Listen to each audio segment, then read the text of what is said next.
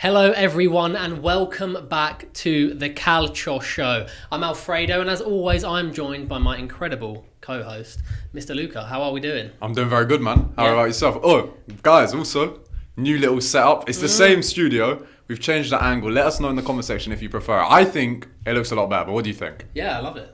Nice and spacious. Yeah. Nice chairs as well. There's a lot of things to do. Let us know also what you want in the backgrounds because we can play around with this. Right now there's a Ronaldo flag. We'll change that. We've got some pictures on the wall, so let us know in the comment section. Your Ronaldo flag. Yeah, my one. I bought that from home. I used to sleep underneath it. You know, Ronaldo watching over me while I slept when I was young. And that sounded crazy, but I did, I'll be honest.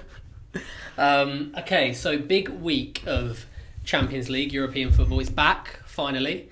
4 Italian teams. Shall we start off with Juventus? Of course. It's only right we start with the best team in the country. What a game. What a game it was. That was unbelievable. I mean, imagine being a Juventus fan, an Italian Juventus fan, and having to go through the 5-4 Italy game, then Inter Juve at the weekend, and then that.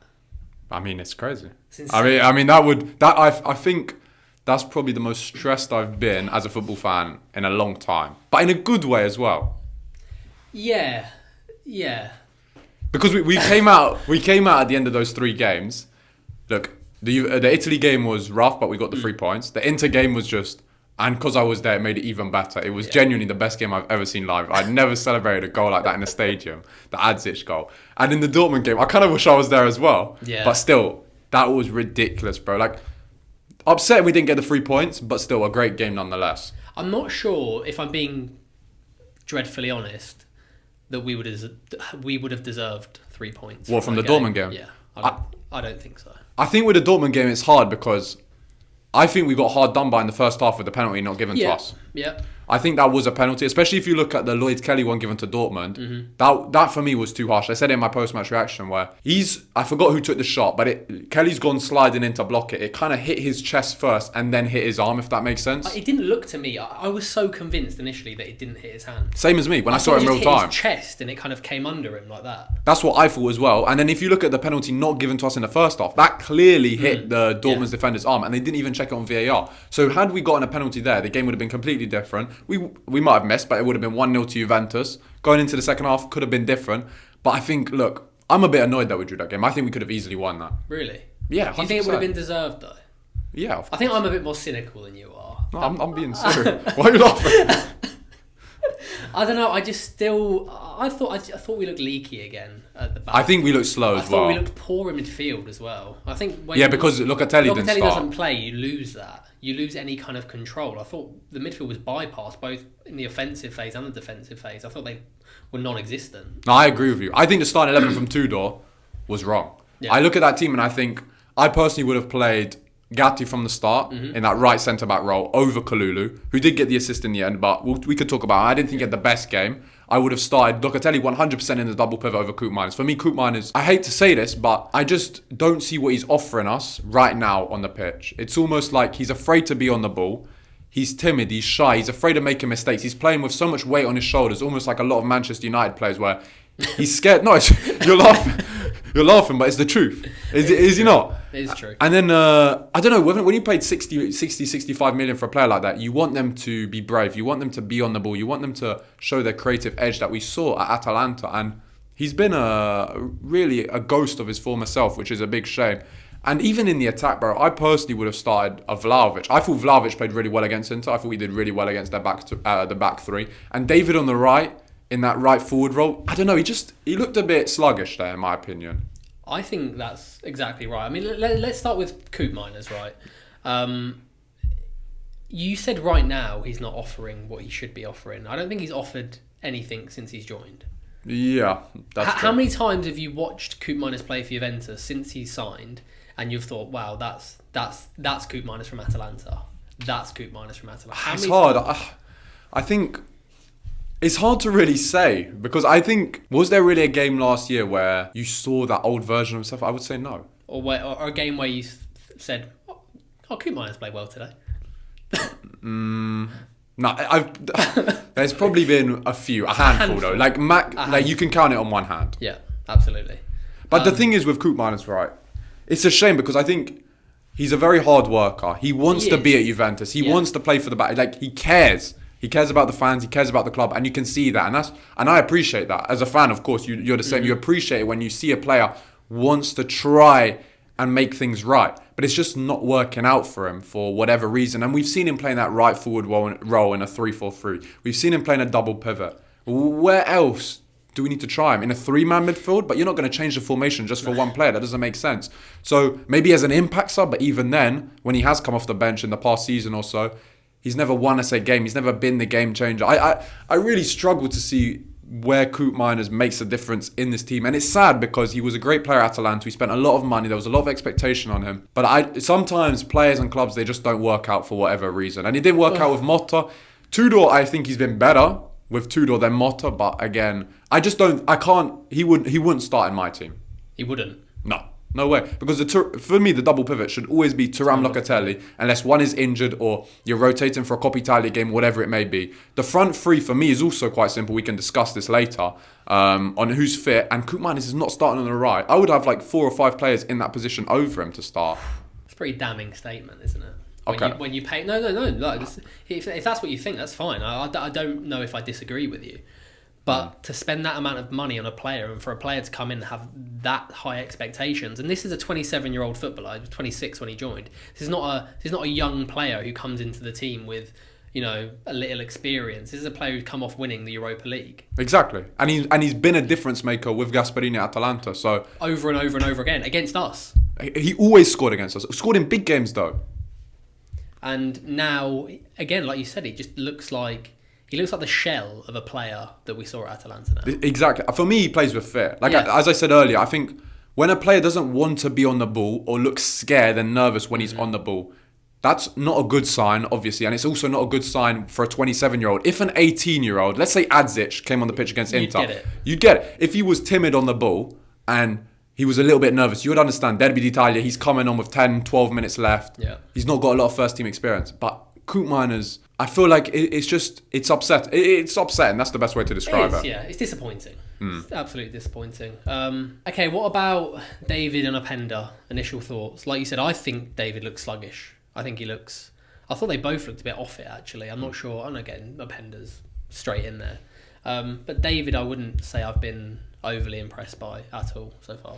I think with those two, we'll start with one. We'll start with David because I think where he started on the right, as you said, he looked sluggish. He was almost playing with this like nonchalant, like aura, almost like he's Marlon walking into a club. Like, what's all that about?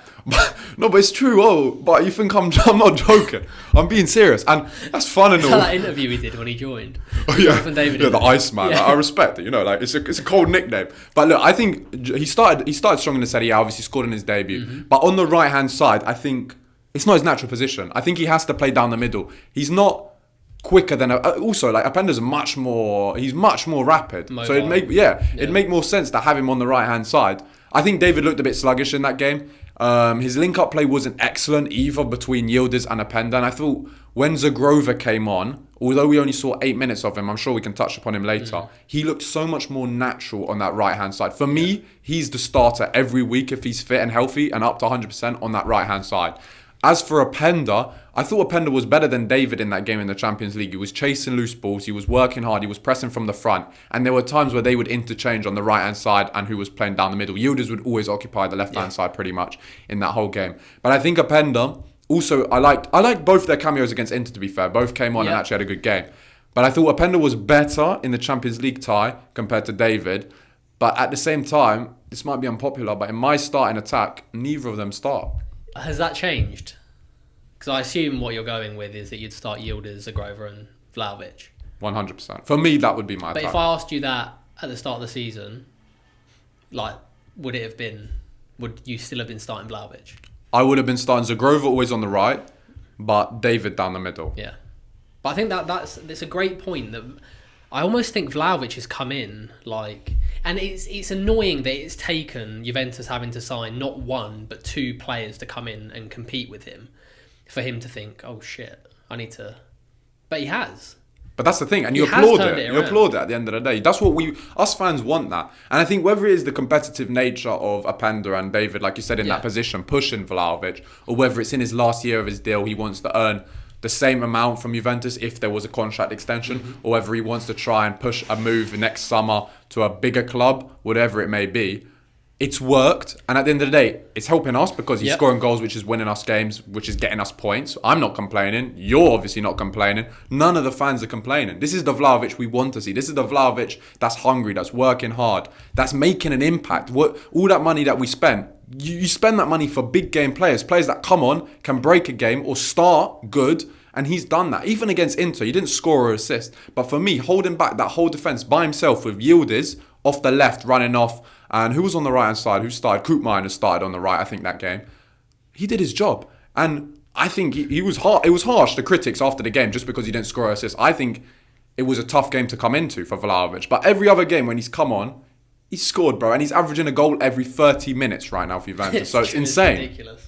I think that's his best ratio since he joined, isn't it? Bro, like right now, he's the most, like...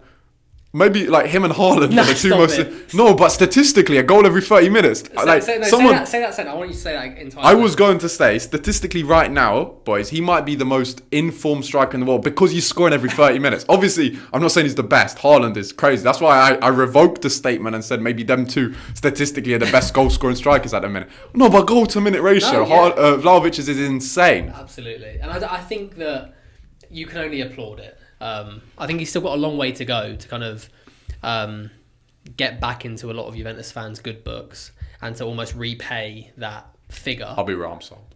I'll be sold. Like, he said no to signing my shirt twice. Do you know what I mean? I would kiss his feet right now if I saw. I don't care, bro. He's scoring me goals. That easy. Bro, I'll be so real, yeah. It's like 3 games. Yeah, but I don't care, bro. I don't know. He's still got a bit of making up to do in my book. But, okay, so we've done Vlahovic with Lord Kelly, shall I say. Mm-hmm. Talk to me about Lord Kelly. With Kelly, again, like Vlahovic, I made a TikTok on them the other day. You ever seen that clip of the Napolitano who goes outside his girlfriend's house with the Scusa bike?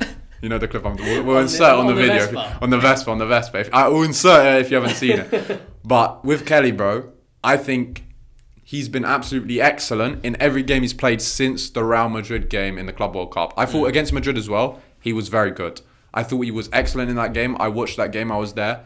I didn't think he put a foot wrong. And then going into the friendlies, whether that be against Dortmund, the starting games in the Serie A, I think he's looked good, bro. I think man-to-man defensively he's improved so much in terms of like one-on-one defending. I think he's improved so much next to Bremer as well. And I think Bremer... is a bit like Van Dijk in the sense that he's not as good, of course, as a Van Dijk. He's not as complete. But when you have defenders around a Bremer or a Van Dijk, it raises their level. They become better naturally. They become more confident because they know they have that security, that last man that will never really put a foot wrong. And I think with Kelly, he's done that. He's also settled into the club.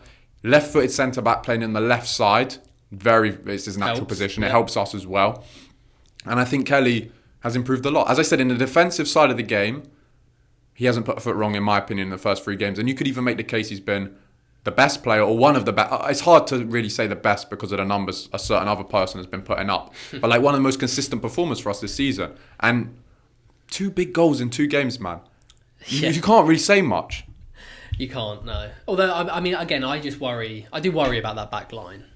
I know you're playing good teams in Dortmund and Inter, but 7 goals conceded. It's leaking a lot. Yeah, that's the problem. We're leaking 180 minutes. That's the issue. We're leaking too many chances. And making silly errors, I think, as well.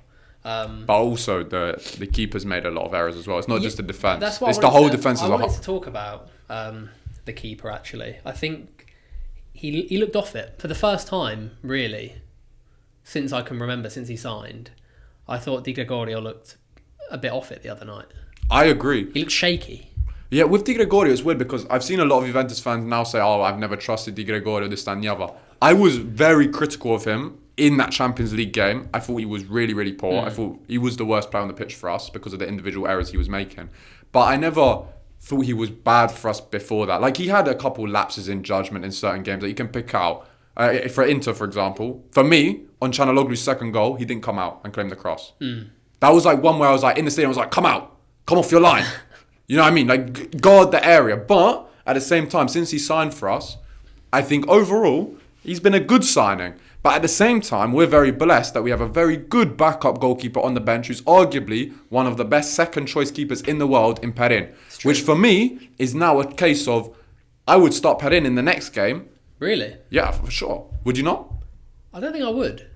I don't think Di Gregorio has done enough wrong in the last 6 to 7 months to warrant, a couple of shaky games. But listen to my logic now. Okay. I get what you're saying. Are you trying to incite a bit of like competition between them? That's what I'm saying. You put Perin in. I know Perin is going to guard well. He'll be 6.5 out of 10, regardless. Yeah, Perin is not going to screw up massively. Yeah, no. He's a reliable pair of hands in there.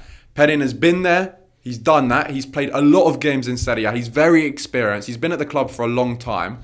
He's a very good keeper. He's a good shot stopper as well, like Di Gregorio is. They're very similar in terms of keeper profiles, I'd say. There's not too much difference between the two. But I bring in Perin. I now know Di Gregorio is going to raise his level because he's like, oh, Mattia's strong as well. If Mattia has a good game at the weekend against Verona, Di Gregorio's like, oh, there's competition. But I think, in general, I do think Perin in the last season hasn't got as much game time as he really deserves, which I think has been harsh. So I would try and involve him more in the first team anyway. Because for me, Di Gregorio, I think he's a good keeper, but he's not a Donnarumma. He's not an Alisson. He's not a Courtois that's going to start and be top every single week. He has errors in him. Against PSV, why are you getting done on your near post? Don't ever do that. That was. Do you understand? Rule number 1 is you don't get done on your near post. And he done that. He did do that. And I lost my mind. But then I don't think you can have two keepers at your club who are both as good as Perin and Di Gregorio are. One of them's going to have to suffer. You can't have one play 3 games and another play 2, then another play 2, then 3. You're right. But if a man screws up... Yeah, but that's the price you pay, though, for having 2 quality goalkeepers. One of them, unfortunately, is likely going to not play. It's like the lad at Liverpool, Kelleher. Yeah. Kelleher, I get what you're saying, but for me, it's not the same as at Liverpool because Alisson is a different level compared to Di Gregorio. You can't even compare the two.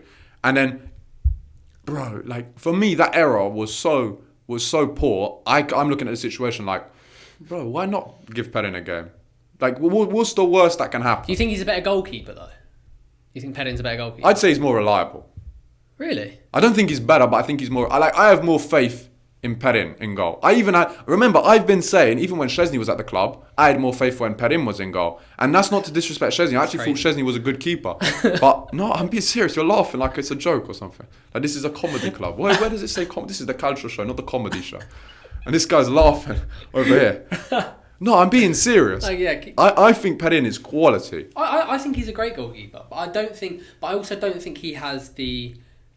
I think what Digle's got is really occasionally he makes these wonderful shot stopping saves that are game changing saves. And whilst he does have maybe more of a lapse of judgment in him, I think if one of those 2 keepers were gonna be able to make a save that could keep you in a game, I think it's Diga. I don't think it's... I get what you're saying. That's a good point. I think if you're talking about world class, elite level moments. Di Gregorio has the over Perin. Yeah. But for me, I get what you're saying actually. But the big errors, Di Gregorio has over Perin as well. True. So who am I more comfortable? In reality, I'm comfortable with both in goal. I don't dislike Di Gregorio. I think he's a really good keeper, and I really do think he's underrated. But at the same time, I think if Perin was to start at the weekend, I don't think the Juventus fan base would be annoyed, and they completely understand it. And I think Di Gregorio would also understand that. Yeah. I think in total, though, I thought the performance was okay. There was things to be happy about. There was things to be really excited about, but there's also things to worry about. I think the worries come from, like you said, the mistakes that the goalkeeper made, the lack of control in midfield that can probably be easily fixed. Still making silly errors at the back. But the one big, I'll let you lead with this, but the one big positive was a certain young star boy, wasn't it? That guy is so good at football. It's a joke, He's bro. So good. I knew when he got that ball there in that position and he shimmied. I knew it was a goal. You ever seen that clip of that young boy when he's watching LeBron in 2016 when he's at the Cavs and LeBron's got the ball, it's buzzer beater and he's game, and then LeBron lands it. Kenan Yildiz, when he has the ball, you just know something's gonna happen. When I was in the crowd at the Juventus Inter game, I was saying to the person next to me. I was just like, if I was a footballer, let's say I played for Juventus, right? I got good feet as well, by the way, boys. A lot of you think I don't have good feet. I have ridiculous We'll test that out one day. We'll do an in real life football challenge. I don't mind. But let's just say I'm playing for Juventus. I got the ball at my feet. I'm just looking for, where's the Turk? Where's the number 10? Where is he on the pitch? You know, like, where is he? Where is he? And then I'm going to give the ball to his feet. And then I'm going to let it be.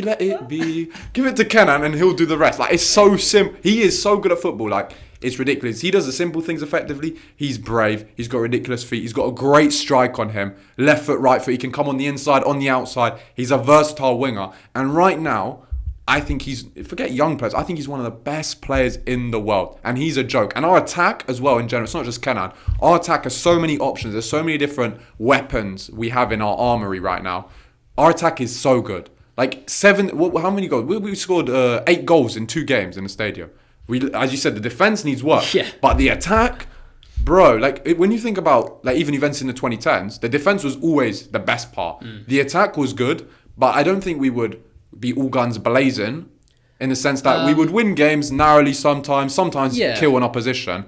But right now, I think we can batter teams in terms of offensively, dominate. But the defensive side of the game needs a lot of work. It's almost a bit like Atalanta a few years ago, where they just outscore teams. Yeah. But yeah, Yildiz he's phenomenal. He is, and he's a kind of player. I think like I certainly feel it like at the moment. I think maybe because I'm getting a bit older. I'm 26.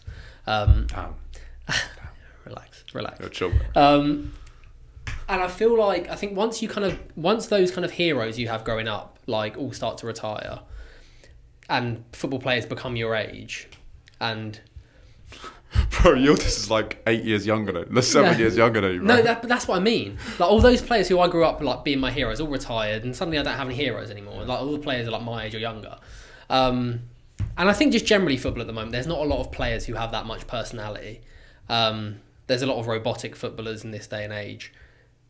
But watching Yildiz is like, he can really I think he can make people fall in love with football. The way he plays, the elegance, the way he moves with the ball, the way he makes really difficult things look so easy. And yeah, it helps he plays for my club as well. Of course, yeah. But watching that man play football, that boy play football, whatever he is just... Bro, like you said, it's a joy. Pleasure. It is. It's a pleasure to watch him. And I don't think Juventus have had a player really like that for a while. It's certainly like... I think Dybala. In that mould. I think Dybala. Do you think Yildiz will be better than Dybala? That's a good question. Because first of all, I want to say I completely agree with you in terms of like the getting you off your seat. Yeah. Loving the game because of an individual. Yeah. It's so rare. And I didn't think after Paolo left, I didn't think there would be a Juventus player for a long time that would kind of emotionally affect me. Yeah, do you know what I mean? Like, also, I'm growing up as well, so I know there's a lot of young players that are still around my age, maybe a year or two younger, which Kenan is. I think he's a year younger than me. But like, I didn't think I'd be that excited for... Like, I got Kenan on all 3 of my shirts this season. I've never done that before for a footballer. No, but it's acceptable glaze. I might name my second son Kenan, just for the sake of it. Do you know what I mean? Like, he is so good. But onto that question, will he be better than Paolo? I think... This is crazy to say. But I think when they were... I don't think Dybala was as good as Kenan is at his current age. Because when Dybala really started taking control was like 22, 23. 21, 22, 23, I would say. Like last season at Palermo, first 2 seasons at Juventus. But injuries killed Paolo. But I think Dybala's ceiling at that time was like Ballon d'Or worthy. But at the same time now, I also believe that Kenan is a Ballon d'Or level player.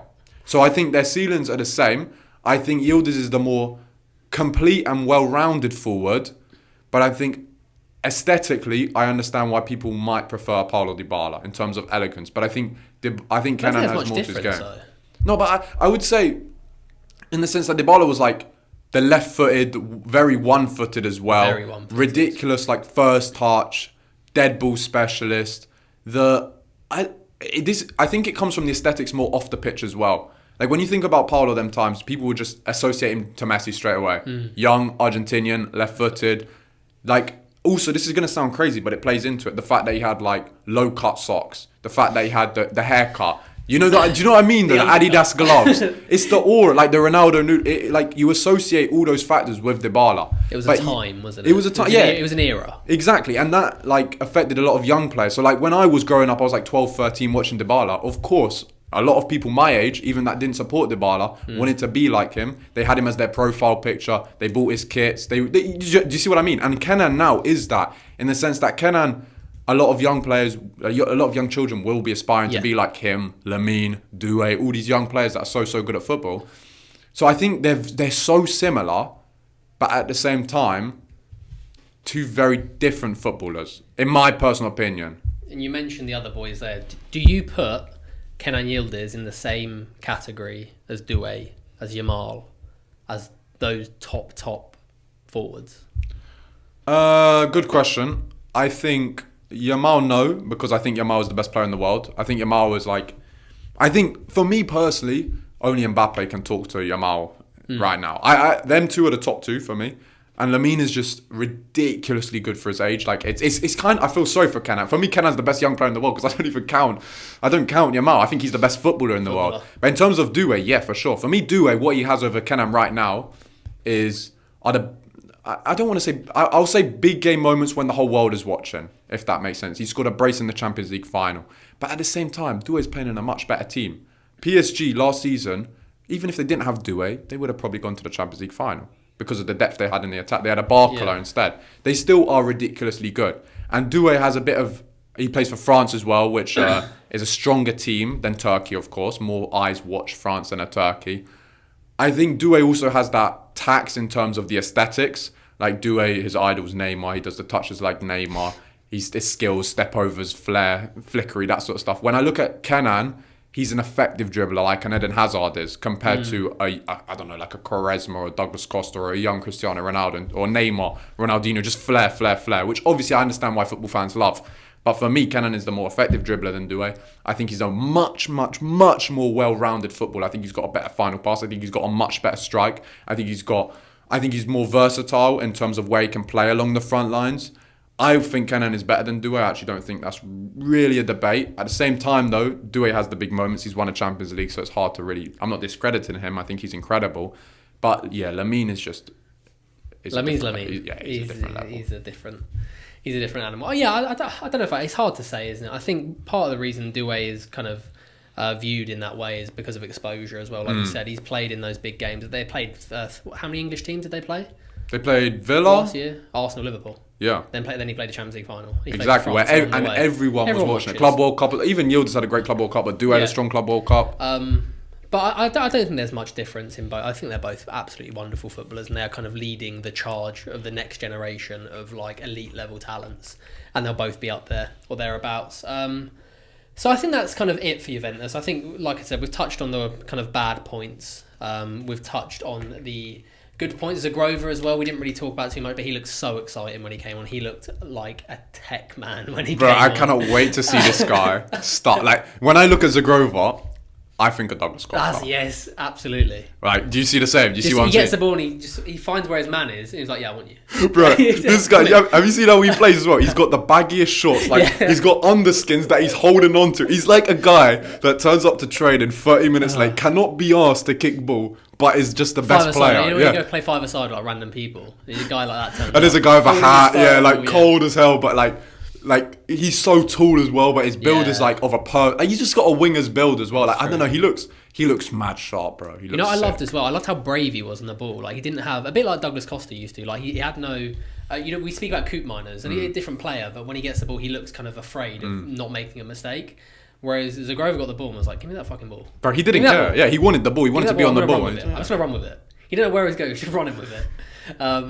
But yeah, he looks super exciting. I can't wait to see more of him.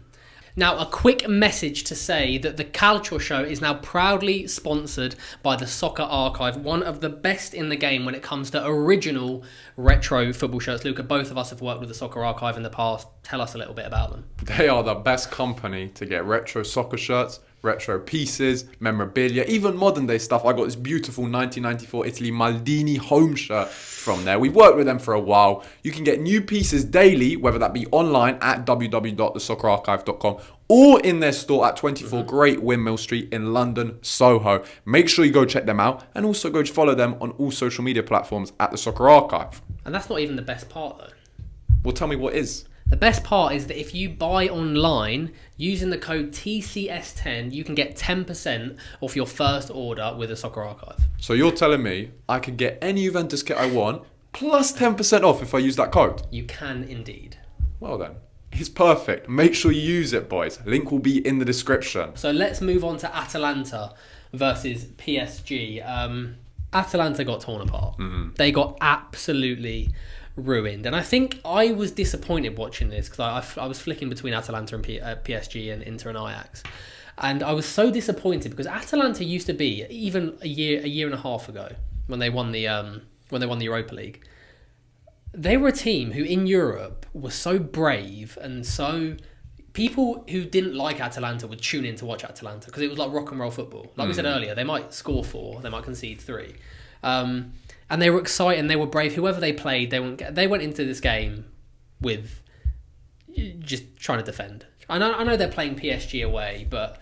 They went in as if they'd already lost. Absolutely. I mean, even starting Maldini up front, and I want to talk about Maldini actually. I want to talk about Daniel Maldini. I don't want to. I was thinking to myself. I was driving the other day, and I had a thought. You know, like nepo babies in music, like, and people are always like, or actors, or nepo babies get a lot of shit. And I was like, oh, nepo babies don't really exist in football.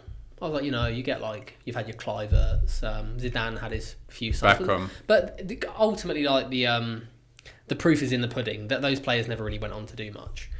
Maldini's starting. Every time I watch Maldini, I'm like, what did he do? And I'm so sure if his last name wasn't Maldini, I don't think he'd be playing for Atalanta. Bro, his last name is Paudini. You understand? No, look, at the end of the day, with Daniele Maldini, it's a question of, is he good enough to play at this level? Is he good enough to play for the national team? Is he good enough to play for a big team in Italy competing for the big trophies? You'd expect an Atalanta in the last few years to be there or thereabouts for the Scudetto. I don't think he is that. I look at Maldini, I don't know what he offers in that team. I think he's one of those kind of classic mid-table Italian forwards that like have been around, those kind of inside forwards that don't really have a lot of personality. He actually suits the kind of crop of wingers and inside forwards we have at the moment. Your Rossellini's, your Zaccagni's, those kind of players. Yeah. Although I'm not even sure he's as good as... No, he's not as quick. He's not, yeah. And just every time I watch him, every time I tune in to watch him, I just... I kind of question why he's there and what his role is in the team. But Atalanta on a wider scale, with Juric in charge, they are... But they're going nowhere. They're going to have a nightmare season. They are going to have an absolute nightmare season. They're very lucky. They've still got Isaac Keane at the back, who, by the way, is one of my favourite defenders in Italy. Very underrated. He's so good. Scalvini went off. I think he had a little injury. But yeah, from start to finish, they were absolutely outplayed. As you said, I think they'll struggle this season. I do. I think they'll finish about mid-table, 8th max. Like, I think they'd be lucky to even push for Conference League. But even their form, they beat Lecce, I think 4-1. They looked quite good in that game, but then they drew to Parma. They drew to Pisa as well, like newly promoted Pisa. It's not a good result. And I've seen nothing from Atalanta this season that tells me they're going to be. I think at the very, very best, they might try and nick a Europa League, a Conference League place. No, I agree. But I can't see anything more than that. And I can see a lot of those players going. A lot of those like more talented players that they've still got. Scalvini, I think, will go in either January or the summer. Especially if Atalanta aren't playing well. And you get your Napolis, your Inter, who are in desperate need of a young centre-back. But even with Scalvini, like, let's just say Juventus, right? Because that's our team, right? Okay, so if Juventus were in for Scalvini, price tag 50-odd million, give or take. It's a lot, right? But Atalanta would be demanding quite a lot, I reckon. Maybe a bit less, but give or take around that region. Would you take him for that money, considering his injury record? Because me personally, I wouldn't. No.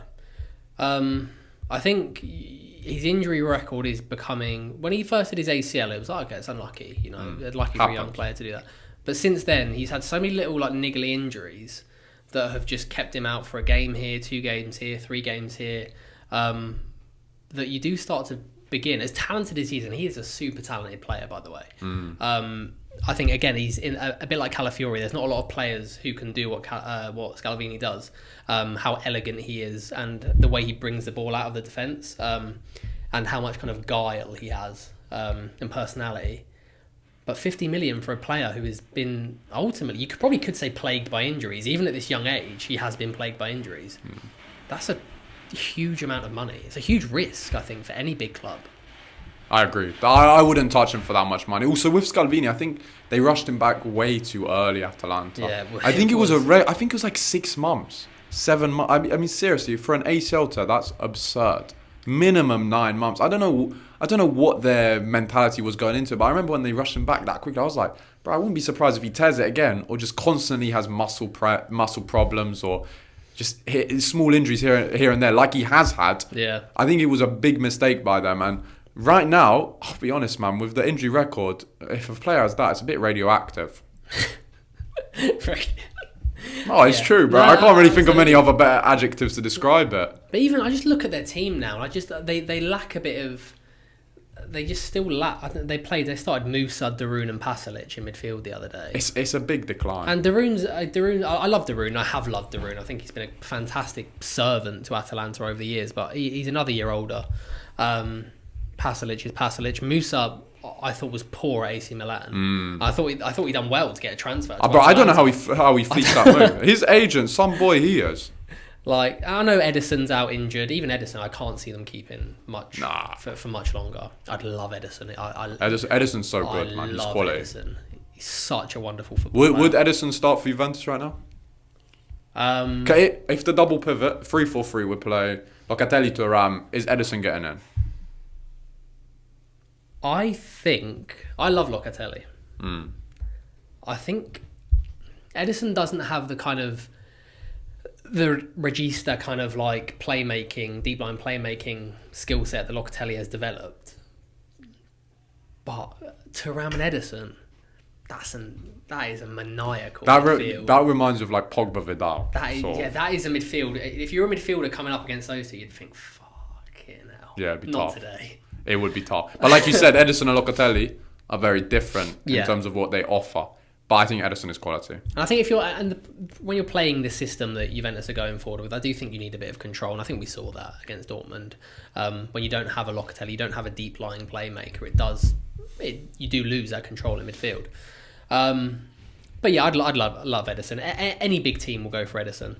But yeah, Atalanta, Kvaratshkelia was unbelievable. Oh, so good. He's another one. We talk about Yildiz and players who get you out of your seat. Kvaratskhelia, since the first time I watched him for Napoli, I was like, this guy is different. Like, he's bro, ridiculous. like you said, he's like so similar. I think, like you said, Yildiz and him very similar. Yeah. And like the lovability towards footballers like that is ridiculous. I got a bit of a hot take.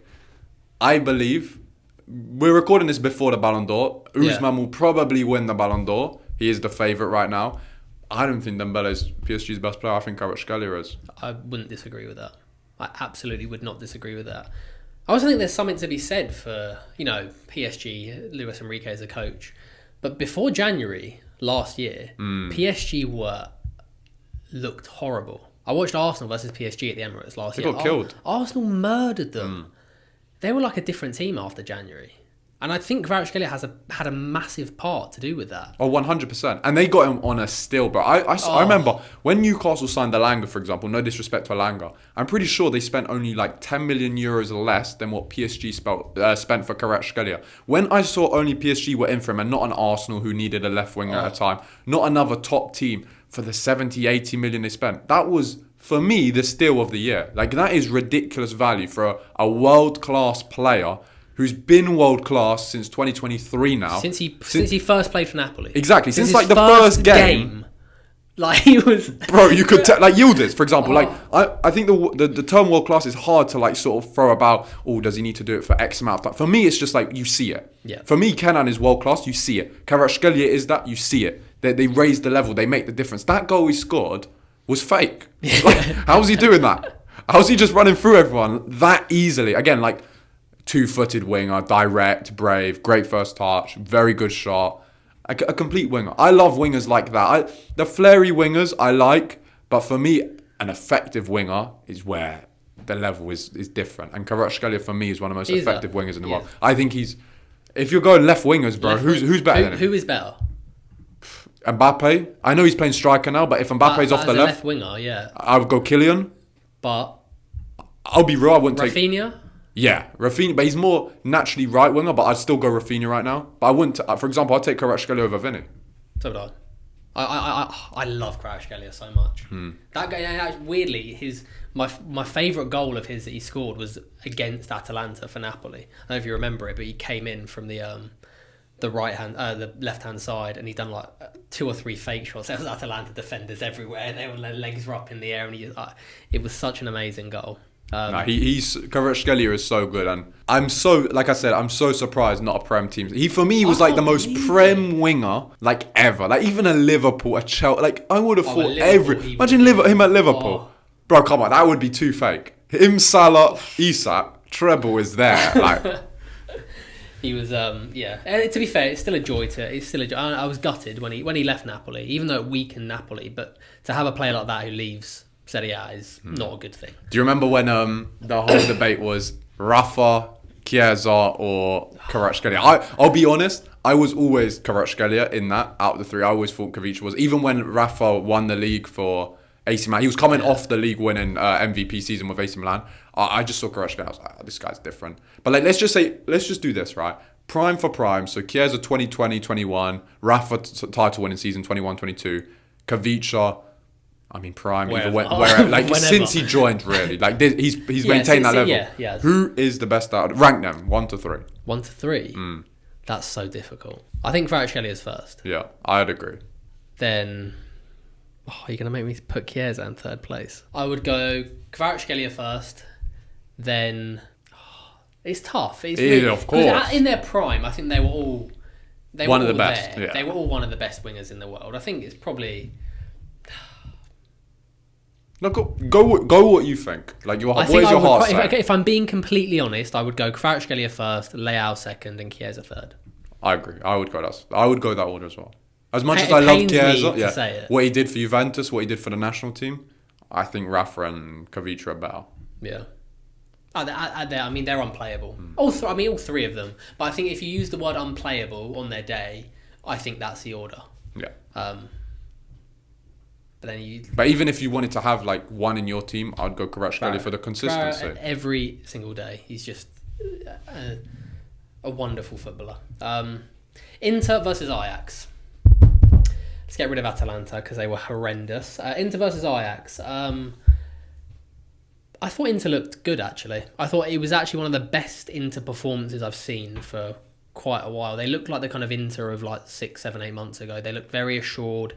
They looked good at the back. De Vrij, I thought, was brilliant. And Di Marco as well looked like himself again. The first time I've watched him since that Champions League final and the Italy-Norway game, since that kind of period where I've watched him, I thought, he looks like he's a bit, himself again.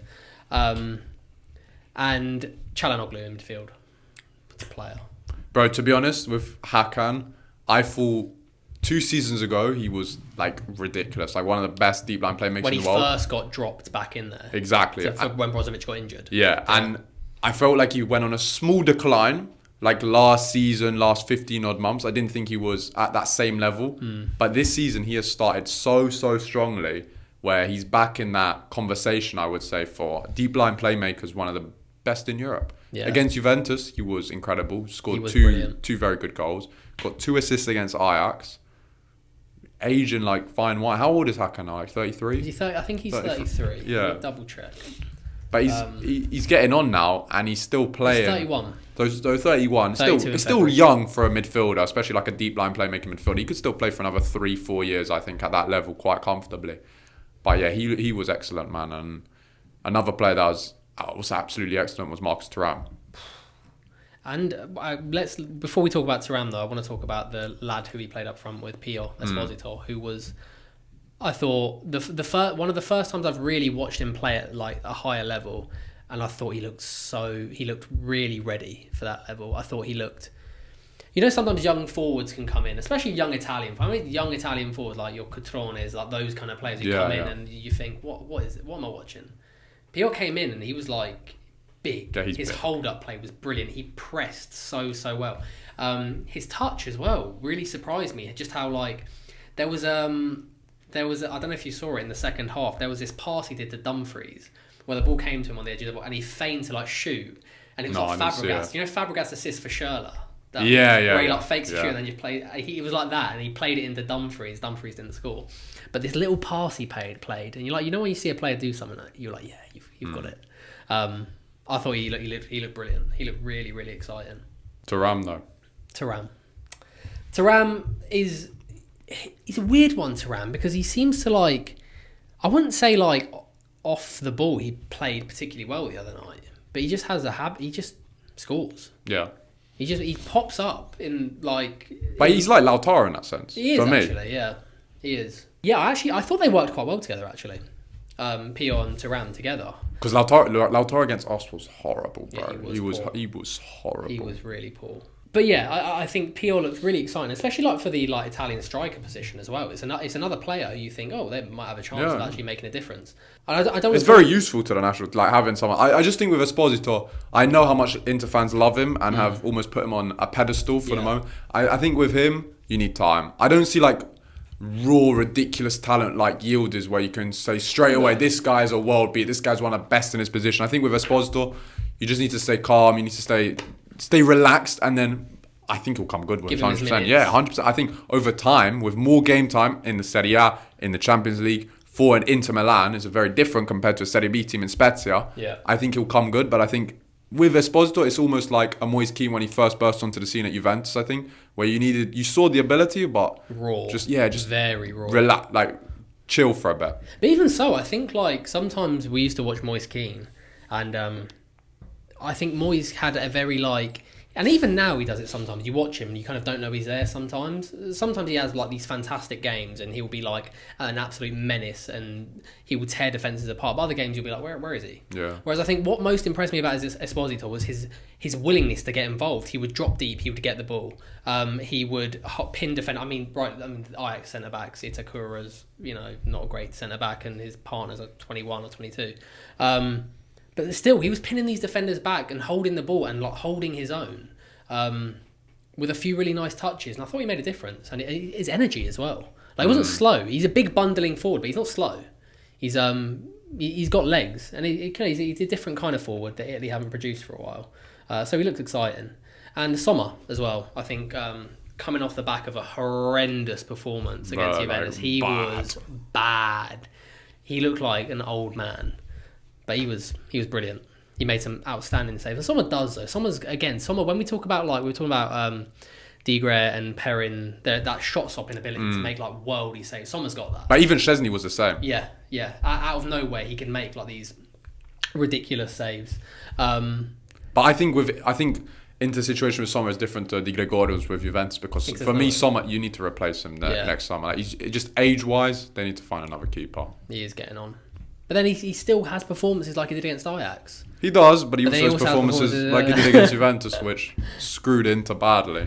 But yeah, I think Inter looked good, and I think they will kind of like, they have started rocky. They lost against Udine, they lost against Juventus. So I think it was big for them to win. Away at Ajax is always a tough game. Yeah, I mean going to the Johan Cruyff Arena is not easy, man. And they were convincing. They didn't really ever look in a particularly big amount of trouble. What I would say with Inter though is I think they need to build their squad, and they really need to focus on. I think they need another like holding midfielder or another midfielder who's, so you're not relying on Calhanoglu all the time. Even Sucic, I don't think Sucic is a number 6. I think Sucic will be better a bit further forward. They could have got Esposito's brother. Yeah.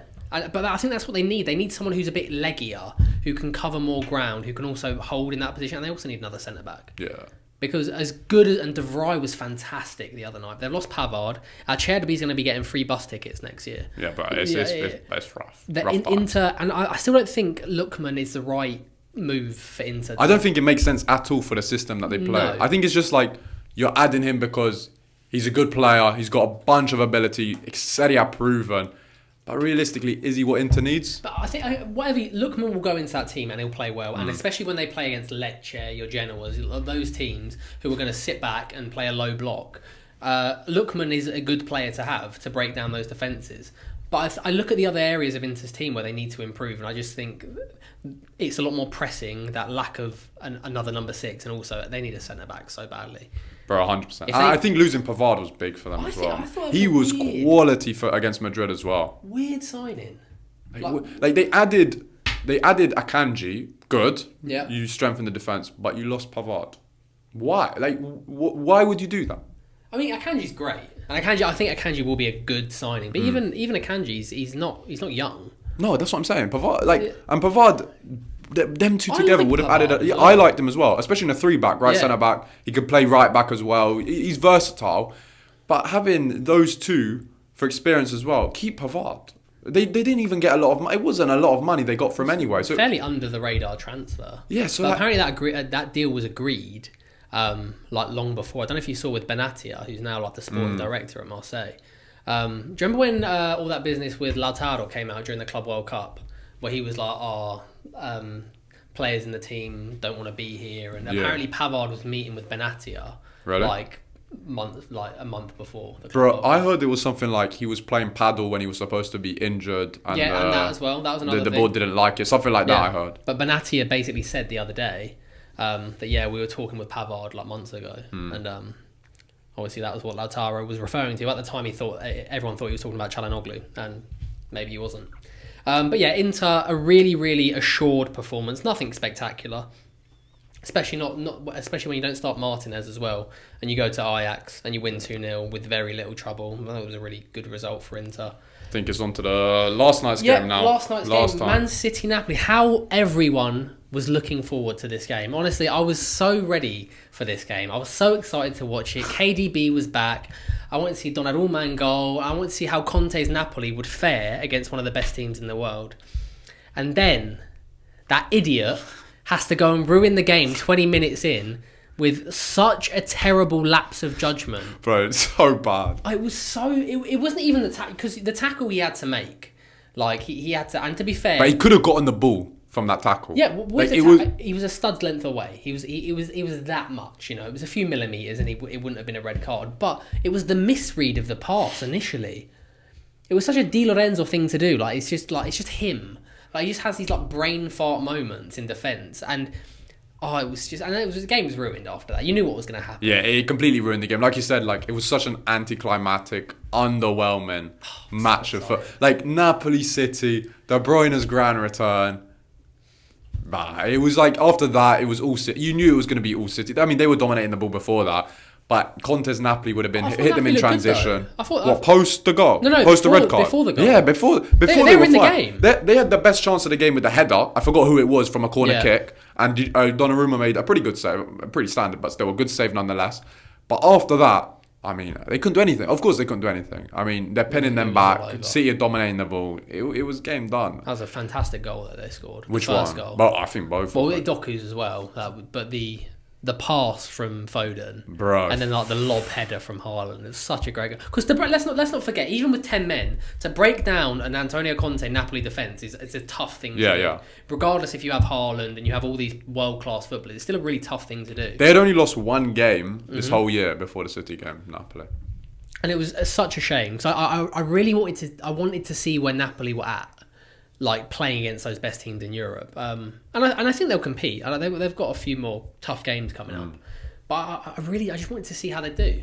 And it was a shame, really, like you said, because I think it could have been an even game. I still would have given City the edge. If I'm being completely... I thought City would have still... at home. But... Di Lorenzo killed the game. And then when you got players like Haaland, Doku, Foden pin you back relentlessly for 70 odd minutes, I think you got sent off in the 21st minute. There's not much you can do. You couldn't hit them in transition. You didn't really have the team as well. The Napoli team that they fielded, it wasn't, for me, with 10 men, you're going to struggle to hit them in transition effectively.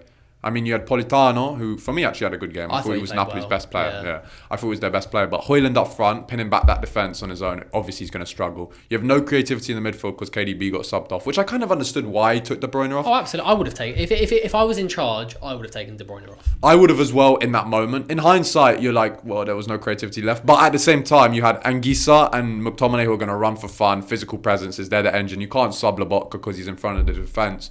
But like you said, it was a one-sided affair. It wasn't very competitive. I thought Doku was quality, bro. That goal, my goodness. It's a silly goal.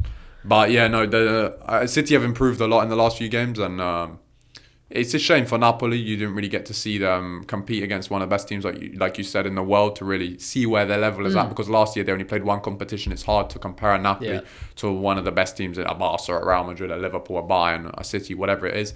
This season, with the state of affairs, we'll be able to see it more. They obviously have to play Chelsea. They have some interesting games, but it's not the worst fixture list either at the same time. They have quite a favourable fixture list at Napoli.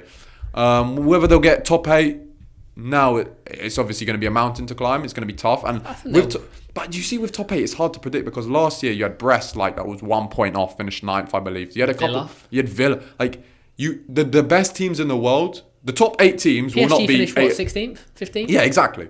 The top 8 won't be 8 of the very best in the world. Yeah. But it was a shame. I think you lost, watching Lobotka play. Anguissa, De Bruyne obviously came off. But, those players who, offer so much going forward creatively, Lobotka and his ability to, hold the ball and dictate a game... even Spina, before the red card, Spina did that one run down the left where he chopped in. And I was like, I thought I'd been transported back to summer 2021. I was like, nah, he's one of my favourite players ever. And he'd done that run. But all those attributes that Napoli have going forward were immediately just taken away, which was a shame. But yeah, City did well to break them down eventually. We've covered all the Champions League games for the Italian teams. Some good results, not so good results. But big game at the weekend in Serie A, Derby della Capitale. One of the best derbies in the world. And before we start, actually, I got a little blind ranking for you to do. You ready, yeah? Yeah, absolutely. This will be blind ranking derbies in the world. We'll start with the Derby della Capitale, 1 to 5. I would put that in 2nd place. Okay. North London derby. 5th. If we're talking about atmosphere and the fans and the experience, I would put that in 5th place. El Clasico. Talking about quality, but even then, I think El Clasico doesn't have. It has a lot of touristy fans, and it's not. It's not the same city. No, so I would put that in 3rd. PSG Marseille. 4th. And lastly, Boca River. Yeah, number 1. Absolutely number 1. I'd also put the Glasgow derby, Celtic Rangers. I'd also put that number 1 or 2. What's better though, Milan derby or Rome derby? That's tough. We're talking about quality. Because if it's quality, it's quality. I think I know where you're going here, and I'd agree with you. I think quality, Milan derby. Yeah. Rivalry. But I actually, I would say I enjoy watching Lazio Roma games more than I enjoy watching Milan Inter games. Yeah. That's probably interesting. Watching Totti throughout the years. But yeah, this weekend we've got Lazio Roma, and I think and hope Roma piss all over Lazio. I think Lazio are my least favourite team in Italy. They're the team you dislike the most? Yes. Really? Yeah. Over Inter, Milan, Napoli? Yeah, honestly. It's just their fans. Some of their actions are their fans. And I know it's only a little minority. It's a group, yeah, of course. It's a group, it's a minority. But I just cannot get past some of the actions of their fans. That happens so regularly and so often as well. I can't stand them. And you know what I hate about Lazio as well? Right, since I was a kid, I've been the biggest advocate of Italian football. Going to school with having all English friends, you have to fly the flag. You have to explain to people why. No, you need to watch Serie A. Don't watch the Prem shit. Don't watch that. Watch Serie A. All right. Every year, I'm beating the drum for Serie A. I'm going, watch Serie A. Let's see how well they do in Europe this year. Every year, Lazio in Europe, they are losing to the most pathetic teams. Bro, go back through the annals of history and look at the teams who Lazio have been knocked out by in Europe. It is insane. Honestly, I'd love to pull them up and have a massive long list. Yeah, no, it's true. They definitely disappoint at the biggest stage. They let Italy down in Europe. And they've got jarring fans as well. But if we're talking about like the actual game, I don't think neither of them two teams have been incredible so far at the start of the Serie A season at all. I think Lazio, to be honest, going into the season, I didn't expect much. Potentially a Conference League push, but really mid-table. Roma, on the other hand, I predicted them to finish 4th at the start of the season. I thought they'd finish Champions League. Some even had them as a potential outsider for the Scudetto. Yeah. But with Gasperini so far, I don't think... Well, obviously he needs time to gel and adapt. But I don't think they've been excellent by any stretch of imagination. I wouldn't have them right now probably in my top 4 of the Serie A. As of now, Dybala got injured again. Very unfortunate for him. Yeah, I mean, with Paolo now, his bones are made out of like rubber, bro, honestly. But not even glass anymore. Nah, it's just tissue paper. Bad. Yeah, no, you're right. I think Roma have been... I think everyone kind of expected Roma to be a bit, again, Gasperini, rock and roll football, to be kind of blowing teams away. You know, every game they've played has been 1-0. They've won 1-0 twice and they've lost 1-0. Lazio, on the other hand, have been super disappointing. Again, they've... Poor against Como in the opener. Oh, Nico Paz in that game was unbelievable, by the way. What a player. Oh, yeah, we need to do like a whole episode on just Nico Paz. We could do a whole episode on like just so many different young like players Nico Paz, in Italy. Kenan Yildiz, like. But yeah, I think Lazio obviously had like a lot of restrictions during the summer. They weren't able to buy any new players or really bring anyone in and strengthen that side. They got rid of their manager and brought Sarri back, which is, you know, weird, because I think if Sarri had... I'd love to know whether Sarri knew about the financial and transfer restrictions that were bestowed upon Lazio before joining, because otherwise I just really question why he would take that job. Looking at that team as well, I think they're I think it's quite an average Lazio team. It's not a good team at all. It's a team that like just about pushes for 8th, 7th if you're really stretching it. Like the decline of this Lazio team in the last 5 years from Inzaghi's team onwards has been drastic, to say the least. And I understand they don't have the financial ability to spend big like a Juventus do sort of every summer. At the moment. No, but that's the thing. They're restricted in the market, which has been a massive hindrance for them. The young players they produce aren't top level at all. I mean, really, Lazio's youth system is very poor compared to the other top teams in Italy. It's not great. I mean, can you name one really that's come through the ranks in the last few years? No, not really, can you? Was Cataldi a Lazio prospect? I'm sure Cataldi was there. I'm sure he was Lazio. But he was late 2010s. Cataldi was there. Cataldi has been playing for a long time now. Exactly. I just picked that one out of my brain. That's what I'm saying. In the last few years, it's just been rough for them. Yeah, I think even... It's weird. I mean, on paper, they still have some talented players. You got your Guendouzi's, Rovella is I'm still a big fan of. But yeah, I just think... I don't know, it's not a special side, is it? No. It's not a special side. Again, it's probably like a Conference League, like the very... That's what I'm saying. Push. So what are you predicting for this game? You're expecting a Roma win? I think it'll be tight. Again, I think Roma probably... I think they'll win. I think they've got enough quality to beat Lazio at the weekend. But it's interesting. It's really interesting watching Roma, because they have been quite like... Not pragmatic. Pragmatic is not the right word, but they have been a bit stodgy and slow. And going forward, they haven't looked very dynamic at all. Which again, I was tuned into Roma and I was like, I want to see some Gasperini. Same as me, man. I was hoping for Dybala, Sule, Evan Ferguson link up, and they've underwhelmed so far this year. That's why I'm going for a draw here, man. I don't think either team has impressed so much this season, but I'm definitely more upset about the start that Roma have compared to Lazio's. I didn't have any expectations really for Lazio. No, I think Roma have been really, really underwhelming. My friend Giorgio, who's probably watching this, won't be too happy with me saying that. But I think a draw in this game, honestly. I think like a 1-1. I think it'll be a cagey, good atmosphere as it always is. But I think a draw. I think I'd probably just edge towards a Roma win. I think they have enough quality. Yeah. Especially midfield man Kone. I love Kone. He's so good. He's one of my favourites. He's what talk about inter midfielders that they could sign. They wanted, if they got him, that would have been a big issue for us. That would have been dangerous. That would have been dangerous. That would have been a big issue for us. Because even Inter, I mean, obviously Mkhitaryan's slowing down. Zielinski hasn't pushed on at Inter like he should have. If they signed a Kone and had like Barella, Kone, Calhanoglu. Bro, big time. Even Barella needs time to be able to come off and rest because he's been overplayed in the last few years. We spoke about this before, like how overplayed and how tired he looks. He looked alright the other night. Yeah. But yeah, Kone's a player.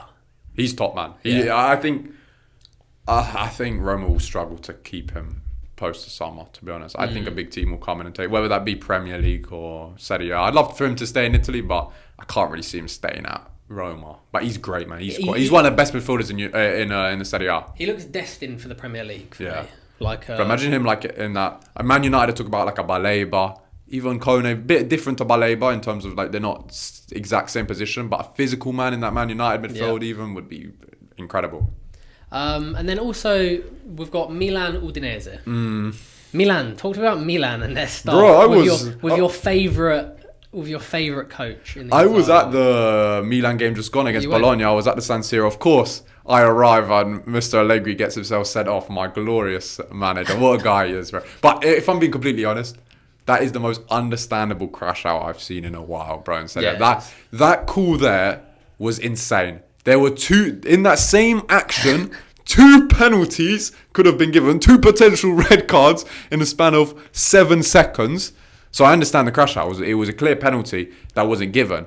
I thought Nkunku looked very sharp when he came on. Jimenez, fraud watch. The guy couldn't control He's been on fraud watch. Bro, he's been on fraud watch. But that game, like, highlighted it for me. Like, I'm like, Jimenez, I put him in my Fantacalcio. Did you? Bro, I had him in my Fantacalcio. I was like, you know what? Maybe he could do something with Allegri. Now... He started well, though. When he first signed for Milan in January. It was January, right? Yeah, January. He started strong. Yeah, and he scored. Like, I'm sure he scored in consecutive games. And he scored against Feyenoord, did he not? Yeah, he scored in the Champions League. Against... and he looked sharp. And Bro, then Felix did as well. Felix first game, yeah. Felix came on, done a couple of step-overs. But Felix is a myth. João Felix is a myth as a player. Like, he's the biggest journeyman. He's not a real footballer. No, he's a journeyman. But Jimenez, bro... Yeah, Nkunku's taking that position. Nkunku in like 2 minutes looked better than Jimenez did in the whole game.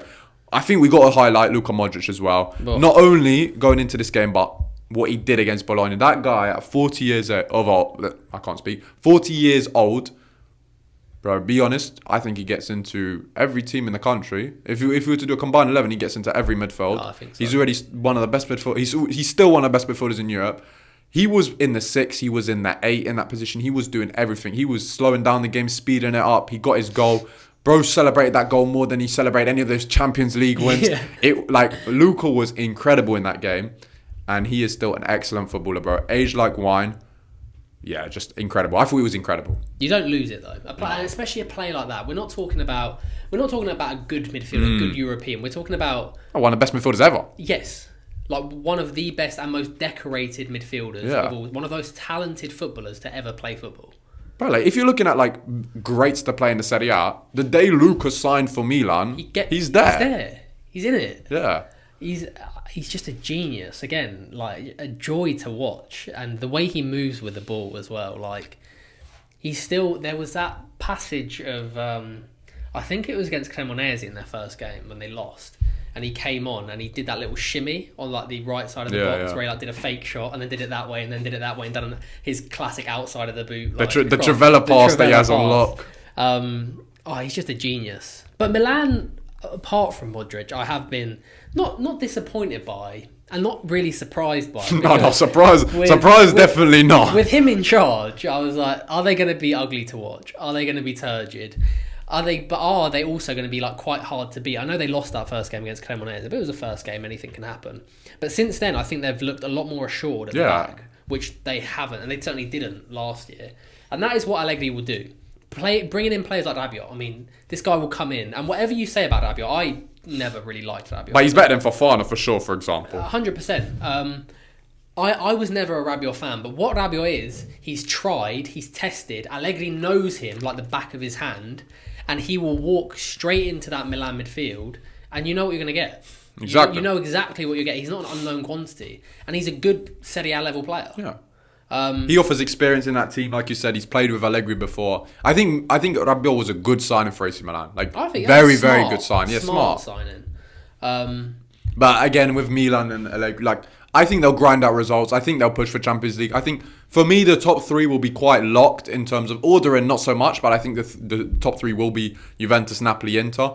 But I think that fourth spot is up for grabs, and I think AC Milan are 100% still in there to challenge for that fourth spot. And watching them at the weekend, they weren't incredible, but they got the job done. And Bologna... Tough game as well. That's a tough game. Tough game, but a team like Bologna, for me, has dropped off massively this season compared to the last two. I don't think Bologna will be as impressive as they have been. So I think there's less teams that will be pushing Milan for that top four. Gasperini's Roma will be there. I think Como with Fabregas are an outsider sort of shout, but I think they'll be there in and around Fiorentina.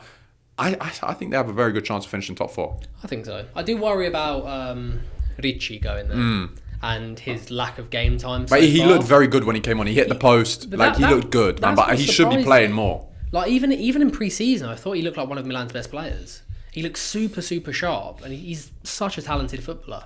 And Allegri hasn't really kind of put his faith in him yet. Yeah. So I hope that doesn't end up being a situation where Allegri will do his thing, where he'll play, all the older players, and he'll play Modric, and he'll play Rabiot, and he'll play. I think he'll find a balance.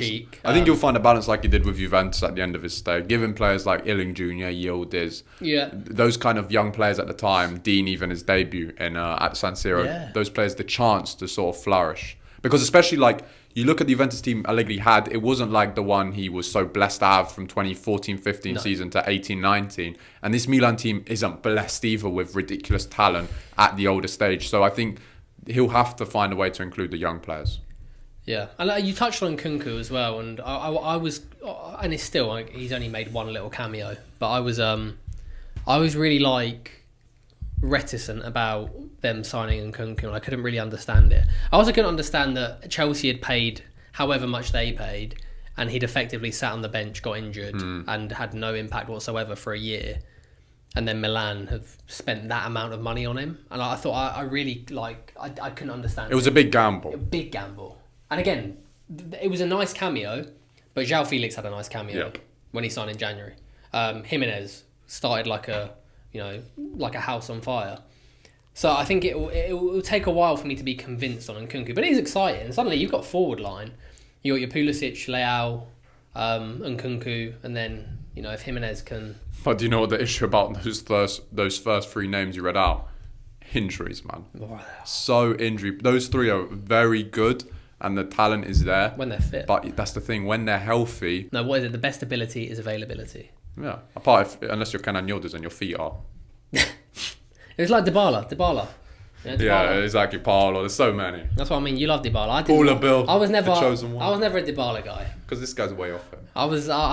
He started winding me up when he started getting injured. Allow all of that. I'm muting his mic. I'm keeping the camera on me. He's talking, but he doesn't know. I'm controlling the cameras. The camera's staying on me. No, he was doing my head in, man. Then he started crying on the pitch. He's still going, boys. The camera's still on me. Nah, he weren't my guy. Camera's not switched. Can't use this as a clip, I'm afraid. I can't grow up with Del Piero and then have him crying camera's on the pitch, still on man. me. Not for me. Not for me. Camera's still on me. But then Juve have got Verona. That's kind of the big games we've covered. Let me ask you a quick question, right? Yo. It's only been 3 match weeks in the Serie A. Mm-hmm. I think we both agreed before the start of the season Napoli were the favourite to win, retain the Scudetto. Do you still have them as the favourite, or do you have someone else that maybe is the front runner as of now? No, I still have Napoli as clear favourites. I think they might run away with it quite early. Really? I don't think they'll run away with it at all. Really? Yeah, I think we'll push them. I think it depends what happens in Europe.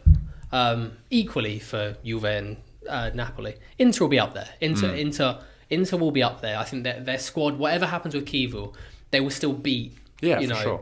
11, 12 those teams in the league quite easily. I think it will be Juve into Napoli, but I think Napoli will. I don't know. I look at the way they're organised. They're also second. They're 2 seasons into Conte's system, and I think for the first time actually in a while, the Scudetto winners have strengthened, because a lot of the times in the last few years when teams have won the league, they've lost players. I see what you mean. Or they haven't improved. Whereas Napoli won the league last year with an okay team, And then, only playing one competition though. But now they've strengthened the team. They're playing more competitions. Yeah. It's pretty much the same situation. So I don't know. I can't see. And obviously we haven't had any like big fixtures yet. But I can't see. Oh, we have Juventus, Inter. Oh yeah, but with Napoli though. Oh yeah, I actually think, man. I have a feeling, just a feeling inside that we can do it, man. I feel like it's. I don't know, man. I think we can do it. This is what I mean when I say I'm a lot more cynical than you are, because I don't know. I'm still. I'm optimistic. You're pessimist. I'm still not convinced. I also don't like to say either. I don't like to tempt fate. But yeah, I don't know. I can't see anyone dethroning this Napoli side, and I think what we've seen from De Bruyne so far as well is like a super high. But we got Thuram. We've got Thuram. Hey, we got the best player in Serie A. We've got the best player in Serie A, but I don't want to underestimate how big of a signing De Bruyne is, like, and how clutch he will come. If he can stay healthy. I think he will. Bro, but the thing is, the sea and the sun can't win your Scudetto, but Kenan can. So I don't know why we're talking about it. We're going to win. If I'm being completely honest, I think Napoli will do it. Okay, man, you can say that. I think us. And look, I'd love to say Juve are going to win it. I think we're still a couple of signings off of being like a top team again. I think they're still. I mean, especially at the back. I think you look at that team on paper. I think midfield is good. I think the wing backs are looking better. The forward line's getting a lot more exciting. But I still think at the back, you look at that back line, you think that can be got at. I mean, obviously it can be got at. Yeah. Quite. But the offense, quite easily at the moment. The offense is where we flourish, really. But that's true. You know, to be honest, I think Napoli still are the favourites on paper. But from what I've seen from us so far, I think we've had a strong start. To be honest, man, I always look at it and I think if you win your first 6 games, you're in a very good position. Yeah. I always look at it like that. But only time will tell. Guys, thanks again for tuning in. I really enjoyed this episode. Yeah, absolutely smashed through that. And I hope you like the new sort of format. Let us know in the comments what you want us to add, whether that be flags, banners. Like we can change this up no every Lazio, single episode. Nothing Lazio though. Nothing Inter, nothing Napoli, nothing Milan, nothing Lazio, nothing Roma, nothing Verona, nothing Torino. Am I missing anything apart from Juventus? Nah, I'm playing. But listen, leave a like, subscribe if you haven't already. Leave a 5-star rating on Spotify if you're listening, because that's very important. And also, we want you guys to comment down below any of your hot takes from the week just gone in the Champions League. Anything you noticed from Juve into Napoli, or anything else in Serie A that you want us to talk about next week. We'll probably have an episode coming out Tuesday, Wednesday. Yeah, for sure. A review of Serie A this weekend. So if anything happens, do leave a comment, and if you want us to speak about it, and we will do next week. Yeah. See you in the next one, boys.